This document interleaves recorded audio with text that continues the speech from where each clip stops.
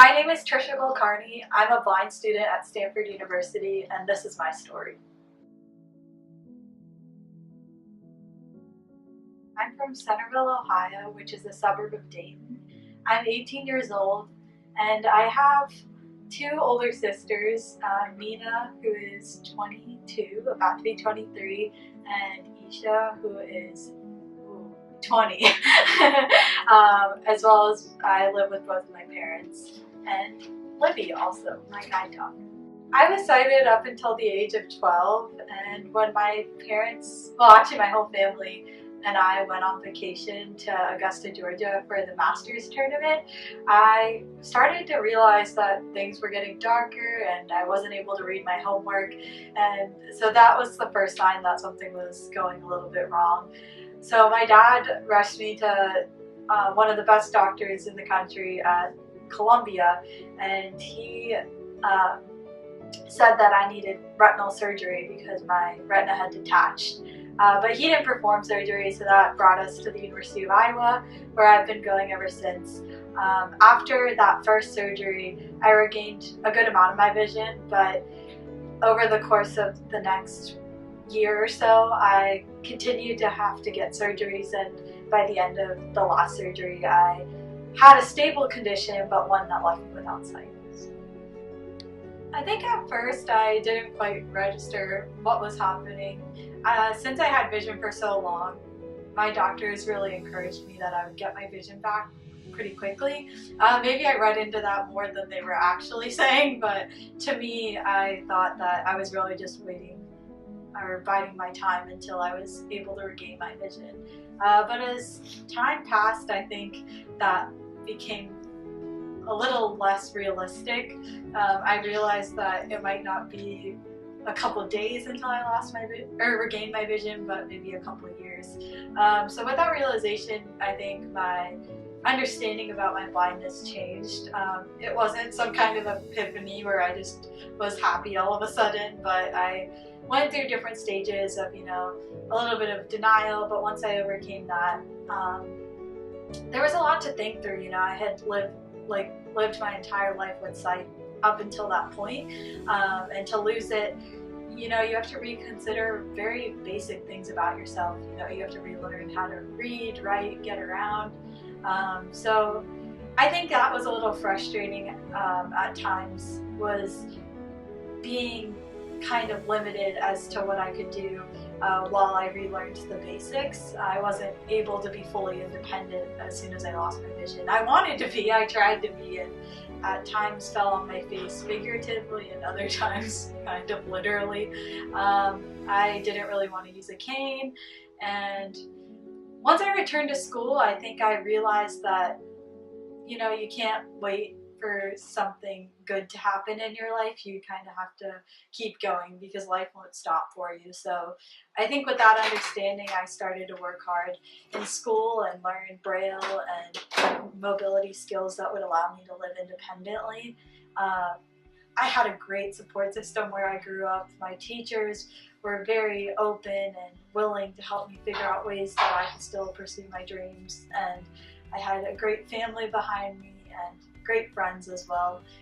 In particular, one of my best friend, she and I met before I lost my vision in 6th grade, and it was really awesome to have a friend that stuck with me through that and didn't really treat me differently, but found ways to include me without it being super obvious.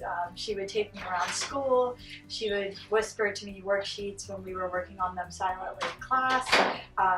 She guided me through homecoming and through the first day of high school, and moments where I think it would have been a little bit embarrassing, or not necessarily embarrassing, but just a little more awkward to have an adult with me all the time. So she really helped me socially to keep in touch with, I guess, my youth and still have a good time and get into trouble and have fun. So how do I deal with the bad days? That's a very interesting question to ask. I think that when you live with a disability, and particularly when you're blind, bad days can mean a lot of different things. There can be bad days where you literally just can't get around very easily. Recently, I decided to face plant into a pole that I didn't know was there. And in those moments, you know, it can be frustrating to not know your surroundings as well as you think you do. That pole was in a place that I thought I knew very well, but you learn something new every day, I guess. Other than, you know, physical challenges, I think it's also an interesting time to try to deal with the access barriers that I face as a blind individual in the classroom.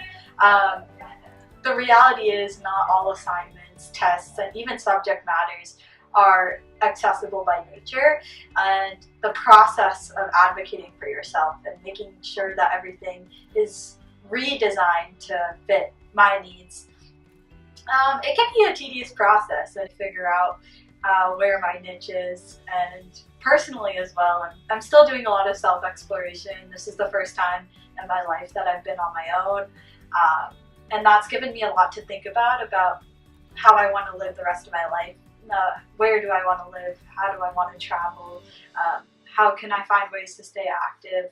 I want ideally to have a job and maybe someday a family, and I want to stay active. And so for all those things to happen, you kind of have to take life a day at a time and see where it takes you. In terms of academic goals, I really want to find a passion that will allow me to help people. I've received so much help and so much support since losing my vision that I think it's important to me that I find ways to give back myself. I'm not exactly sure in what ways that will happen yet. I think it's important to kind of just see where my path leads me, but right now I have a strong passion for math and science, and I also really enjoy writing, so I'm hoping to combine those passions to find something that will allow me to touch people's lives.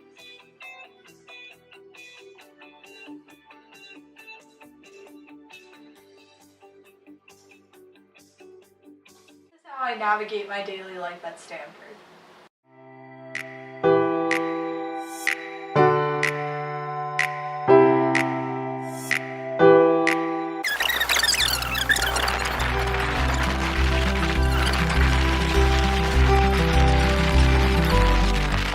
This is how I get around campus. Right now, one of the golf cart drivers, Vanessa, is walking me to the door, and from there I'm responsible to get to where I need to go inside.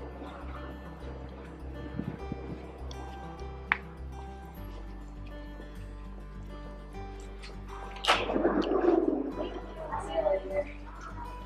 Yeah. Go forward. So the main reason I'm able to navigate a building like this is we pattern Libby to know where she needs to go. So a lot of these places she recognizes as places that we as a team need to go. So right now we're heading to the elevator. Good girl, Libby. Good girl. Hit the button. Just quick.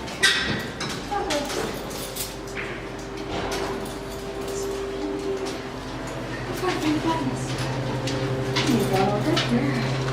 And there's actually Braille on most elevators. I think that's part of the ADA laws, so that's how I'm able to know what floor to get to. Okay, so right now we're gonna go. Libby's gonna help us find the door that I need to go to. Come on, Libby, let's go find the door.